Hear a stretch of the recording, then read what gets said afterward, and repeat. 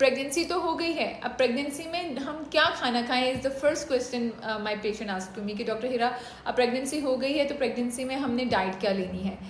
Pregnancy में एक diet chart follow करना बहुत मुश्किल होता है क्योंकि फर्स्ट ट्राइमेस्टर जो होता है वो पूरा नोजिया और वॉमिटिंग से भरा पड़ा होता है और पेशेंट का कुछ खाने को दिल नहीं कर रहा होता है, उल्टियाँ कर कर के बुरा हाल हुआ होता है और डिहाइड्रेशन की वजह से बॉडी बहुत ज़्यादा स्ट्रेस आउट हुई होती है।